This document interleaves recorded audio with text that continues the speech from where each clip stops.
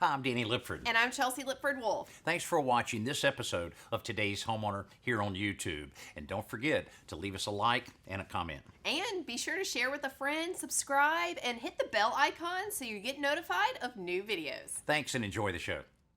This is the house of a growing family that needs a little more space. This week, we'll show you how we're solving that problem. Today's Homeowner with Danny Lipford, the voice of home improvement, with projects, tips, and ideas to help you improve your home.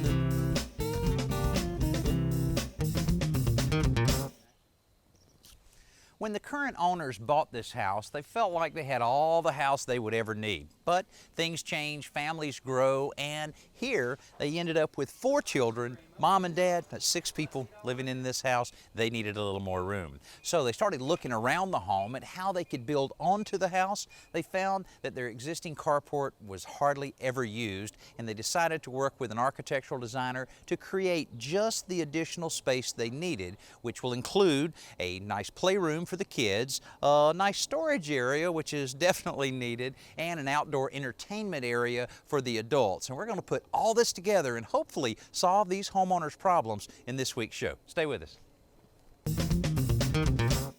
When homeowners love their neighborhood, but they need a little extra space, many of them think about the same thing that these homeowners have, and that's converting an existing garage or carport into living space. Now, this was a fairly typical 2-car carport with a storage room on the back, and unfortunately, it had a flat roof. Now, that's not a real big deal if you're just parking the minivan under there every now and then, but if you're converting it to living space and investing a fair amount of money, you want a little more protection than that. So our first challenge on this project was to find out exactly how to solve the roof problem.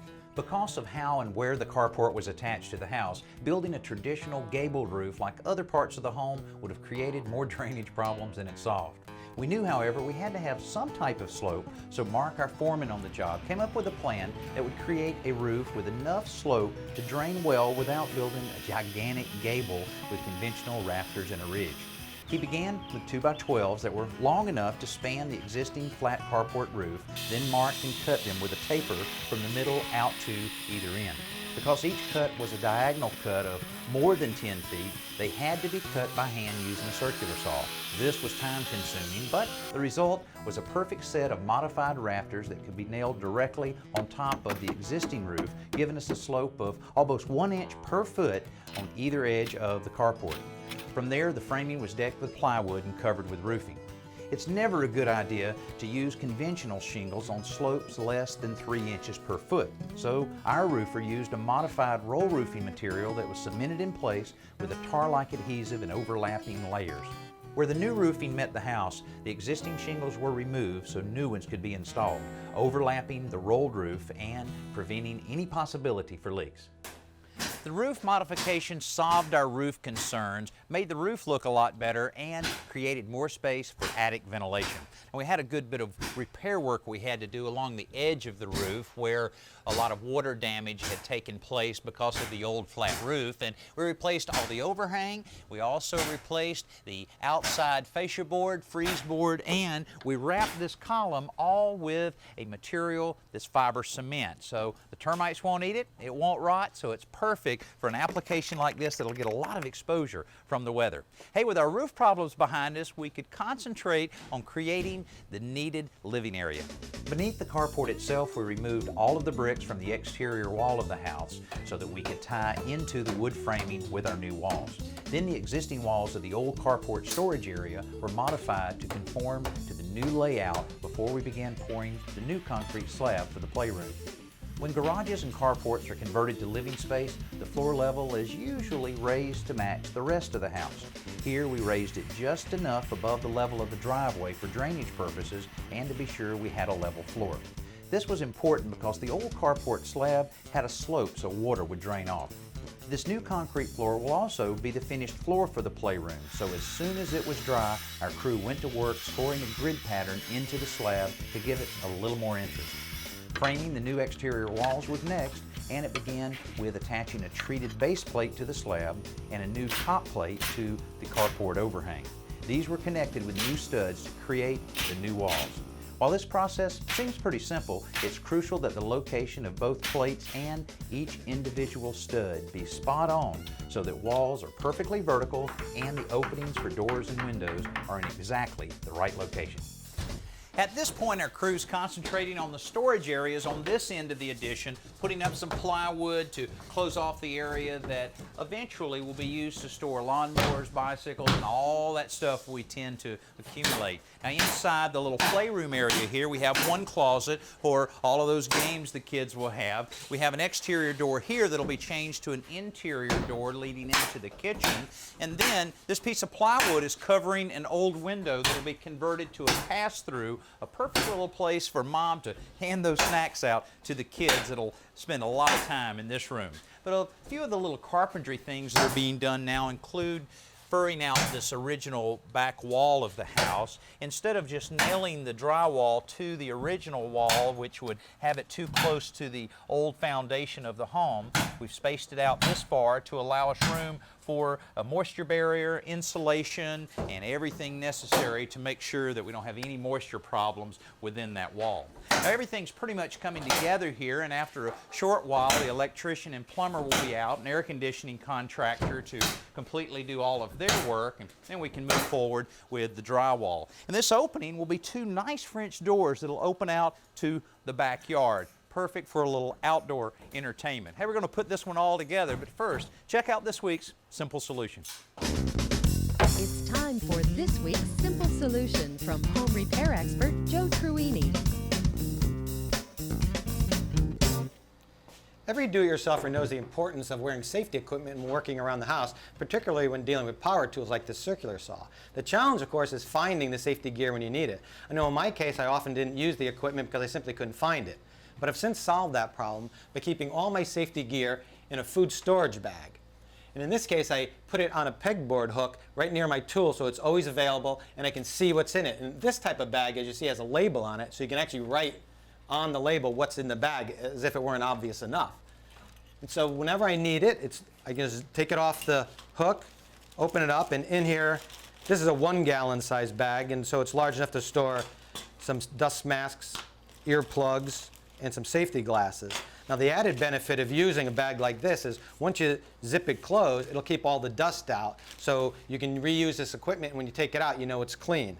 And that goes particularly well for safety glasses, which can get scratched if it gets dust in the bag. This addition is looking more like the game room that the homeowners wanted instead of the carport that we started with. The challenge we had is what material to use on the outside of the new addition, because we have a couple different ones to choose from, with the bricks on the lower part of the house and lap siding on the upper part. But these were a fairly old brick, very hard to match, and instead of almost matching the outside, we wanted to go for the sure match and put lap siding on so that once everything's painted, it'll blend right in. But instead of putting wood lap siding on like the homeowners have now, then you can see they're having their own challenge keeping it all painted. We suggested a fiber cement siding. This siding material is installed in much the same way as wood lap siding. After all of the windows and doors have been set in place and secured, the siding is nailed up in courses starting from the bottom and going up. The size of these fiber cement planks is identical to the wood siding they replaced, so there's no visible difference. However, the performance is vastly different. Fiber cement is made from a mixture of Portland cement, sand, and wood fiber, so it's incredibly hard, non-combustible, it resists termites, and won't rot or decay with moisture. Now that's perfect for siding, but it's also available in several sizes of trim boards, like the ones we used earlier to wrap around the exterior columns. On top of all of that, fiber cement holds paint better than other materials, so there's a lot more free weekends between those paint jobs. And since the cost is about the same, or in some cases even a bit less than wood siding, it was an easy choice for this addition. Now, once the project was weather tight, we could begin the finish work inside. And the first big step was hanging the drywall over the newly framed walls. When you install drywall on any project, it really makes you feel like you're getting close to being complete. Man, we really are. All we need is a little drywall finishing, trim, painting, and a little bit of floor work, and everything's complete. Now, when the drywall was being hung, we told the guys just to hang it over the window that's right here. If you remember, this was a window between the kitchen on the other side and the game room. That'll be changed out to be a pass-through to pass those snacks out into the game room. But leaving this in place like this will minimize the amount of dust we get inside the house.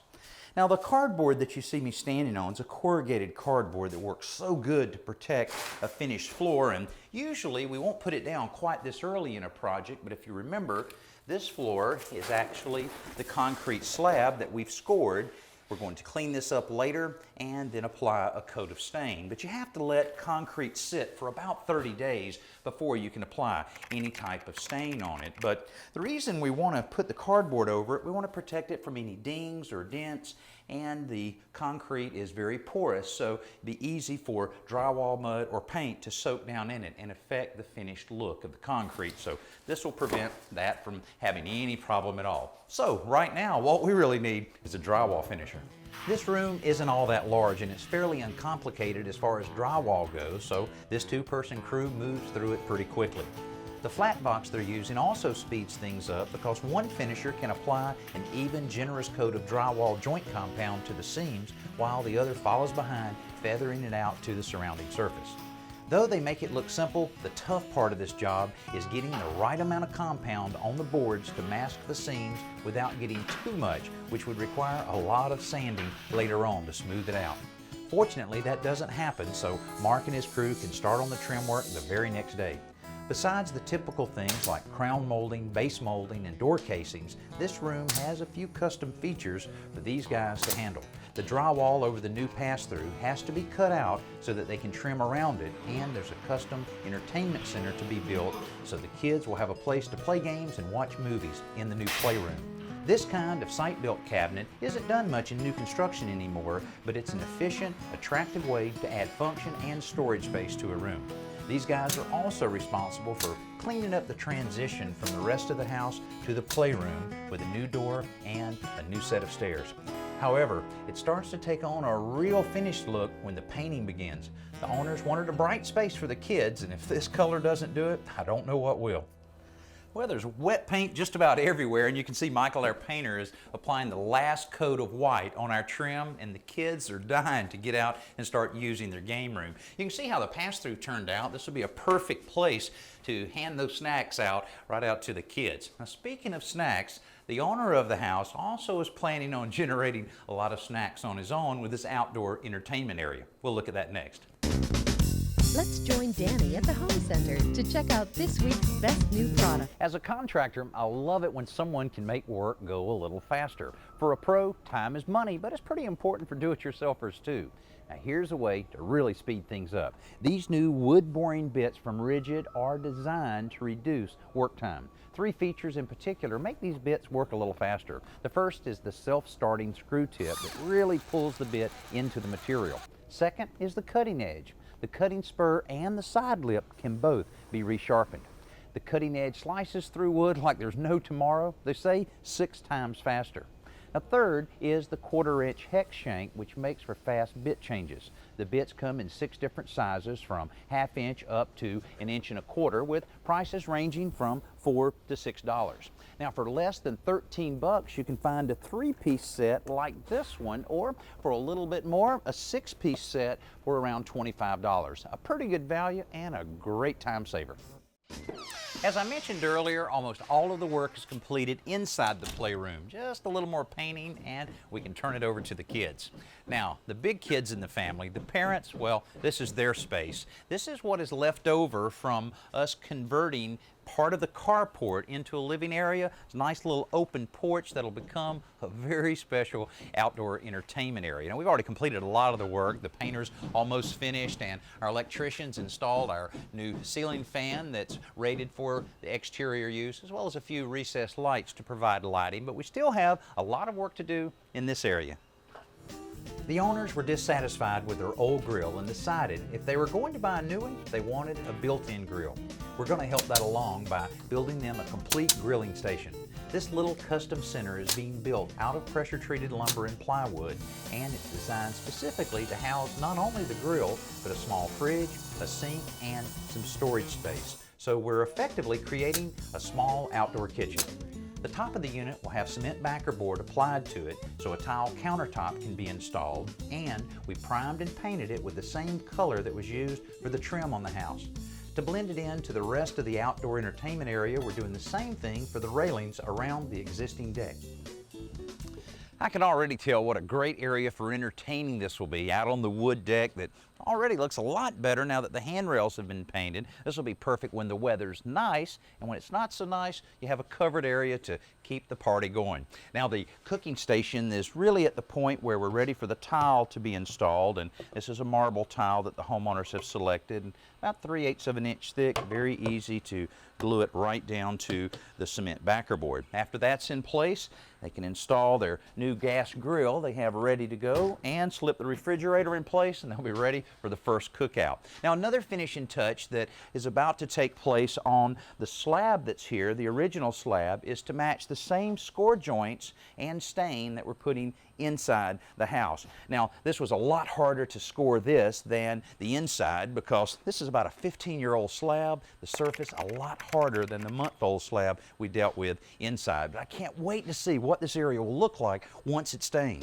The first step for an old slab like this one outside is cleaning it with an acid solution to remove old stains and to encourage it to accept the new stain.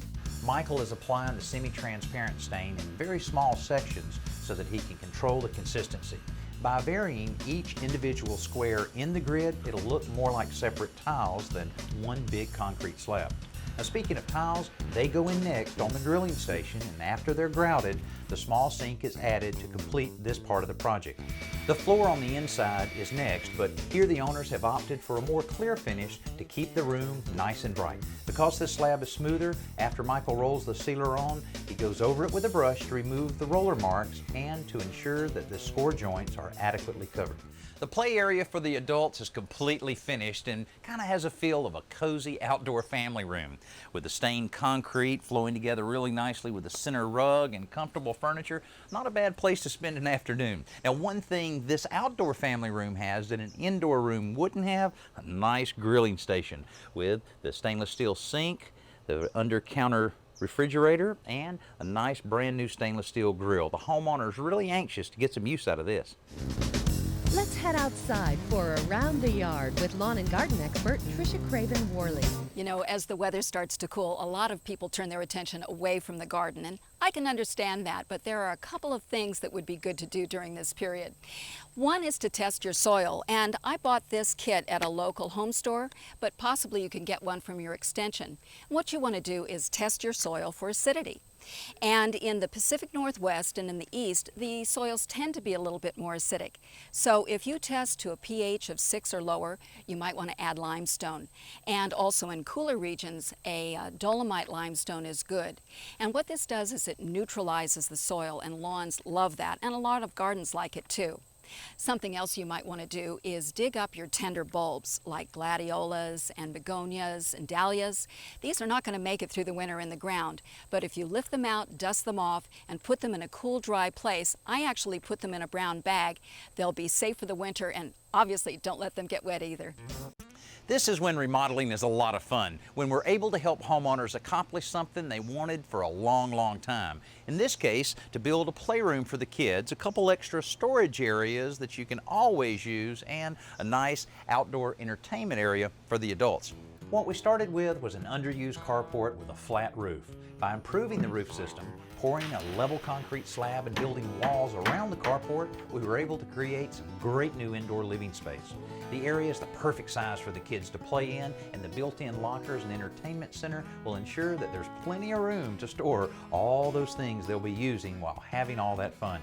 Outside, there's both uncovered and covered space for entertaining or just relaxing. And with this great new grilling station we've added to the outdoor space, even the cooking chores won't seem like chores at all. These homeowners are already getting a lot of use out of this space, both outside as well as inside. Now, one of the reasons this project went together so well is that the homeowners took a lot of time deciding on exactly what they wanted to accomplish, and then they made sure the design reflected all of those great ideas. That's a good thing to keep in mind when you're planning your next renovation. I'm Danny Lipford. We'll see you next week.